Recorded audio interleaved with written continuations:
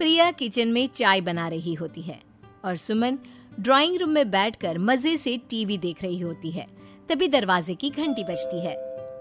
प्रिया, जरा देखना तो कौन आया है। देखती हूँ मम्मी जी। प्रिया दरवाजा खोलती है तो सामने पड़ोस वाली विमला आंटी खड़ी होती है। नमस्ते आंटी जी, कैसी हैं आप? मैं तो बिल्कुल ठीक हूँ बेटा, पर तेरी सास को क्या हुआ है? आजकल कहीं दिखती ही नहीं है। जब देखो तब टीवी के आगे जमी रहती है। अंदर तो आइए आंटी। अरे ओ दीपक की अम्मा, कहाँ हो?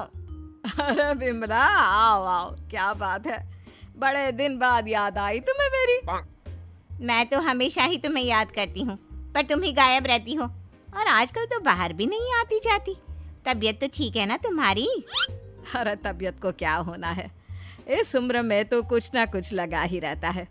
मेरी छोड़ो, तुम ये बताओ कि क्या चल रहा है गली मोहल्ले में। तुम गली मोहल्ले की छोड़ो, चल तो तुम्हारे पड़ोस में रहा है।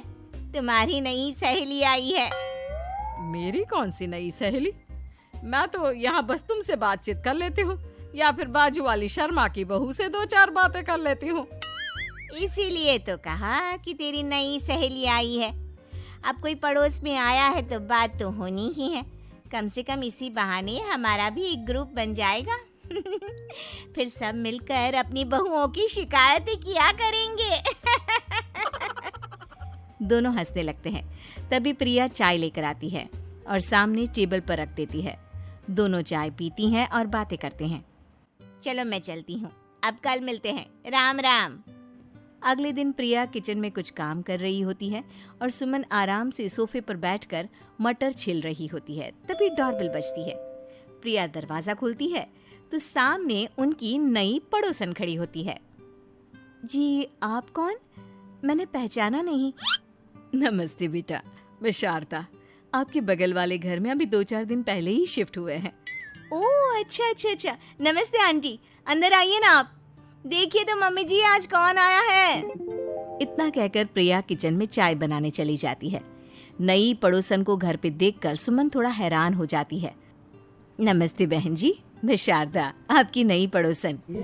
अच्छा, आप हैं हमारी नई पड़ोसन। आइए आइए, और बताइए कैसी हैं आप? जी बिल्कुल ठीक हूँ। वो दरअसल घर पर छोटी सी पूजा रखवाई थी, बस उसी का प्रसाद देने चली आई। सोचा इसी बहाने नए पड़ोसियों से भी मुलाकात हो जाएगी। ये तो बहुत अच्छा सोचा आपने। सुमन प्रिया को आवाज लगाती है। अरे ओ बहू, जरा चाय पानी का तो आके पूछ लो। ये आजकल की बहुएं भी ना, जब तक बोलो नहीं तब तक कुछ नहीं करेंगी। आई मम्मी जी। प्रिया चाय लेकर आती है। दोनों बैठकर चाय पीती हैं और खूब सारी बातें करती हैं। अच्छा बहन जी, अब मैं चलती हूँ, फिर मिलते हैं। अब तो आना जाना लगा ही रहेगा। शारदा के जाने के बाद प्रिया किचन से बाहर आती है। क्या बात है मम्मी जी, आप दोनों को देखकर तो लगा ही नहीं कि पहली बार मिल रही हो।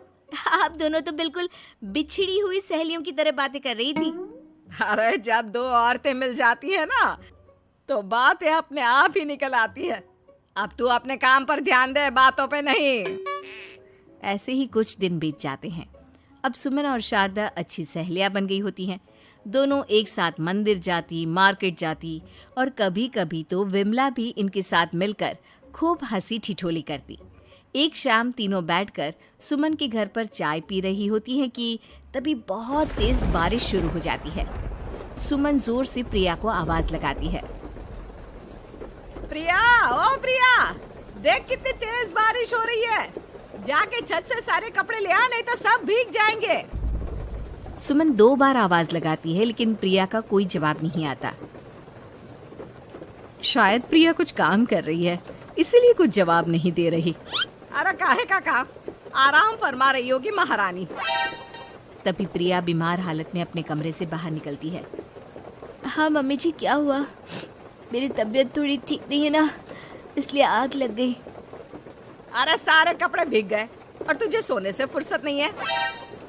सबके सामने सुमन के मुंह से ऐसी बातें सुनकर प्रिया उदास हो जाती है और छत से कपड़े उतारने चली जाती है। सुमन, ये क्या बात हुई? प्रिया ने बताया ना कि उसकी तबीयत ठीक नहीं। इसलिए उसकी आंख लग गई। तुम भी ना खामखा उसे सबके सामने सुना दिया। अरे आप नहीं जानती शारदा जी, कुछ बहुएं ना बहुत आलसी होती है, घर का एक काम नहीं करना चाहती। ऐसा नहीं है सुमन, तुम्हारी बहू तो बहुत प्यारी है, तुम्हारी सारी बात भी तो मानती है। हाँ सुमन, तुम प्रिया के बारे में ऐसा क्यों सोचती हो? मेरी भी दो दो बहुएं हैं, लेकिन मैं उन्हें अपनी बेटियों की तरह रखती हूँ। आखिर वो भी तो किसी की बेटियां ही है ना। और अगर तुम ऐसा ही व्यवहार करोगी तो एक दिन प्रिया भी तुम्हारे साथ ऐसा ही बर्ताव करेगी। शारदा और विमला की बातें सुनकर सुमन की तो बोलती बंद हो जाती है। वहीं प्रिया भी बाहर से सारी बातें सुन रही होती है। अरे मैं कोई उसकी दुश्मन थोड़ी ना हूँ, मैं भी उसकी माँ हूँ, लेकिन कभी कभी सास बनना पड़ता है, नहीं तो बहुएं हाथ से निकल जाती है। देखो सुमन, ये सब सोच का फर्क है। अगर तुम ये सोचोगी तो कभी प्रिया को अपनी बेटी नहीं बना पाओगी।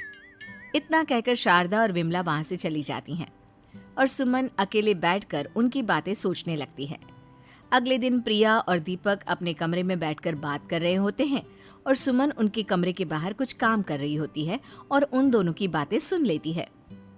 दीपक, तुम्हें पता है हमारे पड़ोस में जो शारदा आंटी है ना, बहुत अच्छी हैं। अच्छा, ऐसा क्या हो गया जो तुम्हें वो इतनी अच्छी लगने लग गई? कुछ खास नहीं, बस कल जब मम्मी जी मुझे सबके सामने सुना रही थी तो शारदा आंटी ने मेरा साथ दिया। मैं तो सच में हैरान ही रह गई थी जब उन्होंने मम्मी जी को मुझसे ऐसा बर्ताव करने के लिए मना किया। अच्छा, फिर क्या हुआ? होना क्या था, शारदा आंटी तो मम्मी जी को समझा ही रही थी कि बहू को भी बेटी की तरह ही रखना चाहिए, लेकिन मम्मी जी तो मम्मी जी है ना, उन्हें तो मुझ में हमेशा कमी ही दिखती है। काश मुझे भी शारदा आंटी जैसी सास मिली होती जो मुझे भी अपनी बेटी जैसी समझती। सुमन ये सब सुनकर बहुत उदास हो जाती है और वहां से चली जाती है। प्रिया की बातें सुमन के कानों में बार बार गूंज रही थी। उसे बहुत शर्मिंदगी महसूस हो रही थी कि उसने प्रिया के साथ बहुत गलत किया है। अगले दिन सुमन शारदा और विमला को बुलाती है। क्या बात है सुमन, आज तूने ऐसे अचानक क्यों बुलाया? सब ठीक तो है ना? हाँ हाँ, सब ठीक है, तुम दोनों बैठो तो सही। तब तक दीपक और उसके पापा भी आ जाते हैं। प्रिया, तुम भी आ जाओ। क्या हुआ मम्मी जी, आपने बुलाया?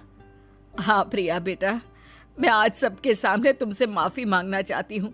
मैंने आज तक तुम्हारे साथ बहुत बुरा व्यवहार किया है, लेकिन तुमने कभी भी मेरे साथ बुरा बर्ताव नहीं किया। मुझे अपनी गलती का एहसास हो गया है, हो सके तो मुझे माफ कर देना। प्रिया अपनी सास की बातें सुनकर हैरान हो जाती है। उसकी आंखों में आंसू आ जाते हैं। प्लीज मम्मी जी, आप मुझसे माफी मत मांगिए, मैं भी आपकी बेटी ही हूँ। वैसे एक थैंक यू तो मेरी नई सहेली को भी बनता है, जिसकी वजह से मुझे मेरी गलती का एहसास हुआ। शारदा बहन, आपका बहुत बहुत शुक्रिया जो आपने मेरी आंखें खोल दी। अरे क्या सुमन, तुम भी ना। तो फिर इसी बात पर चाय और पकोड़े हो जाए? हाँ हाँ, क्यों नहीं।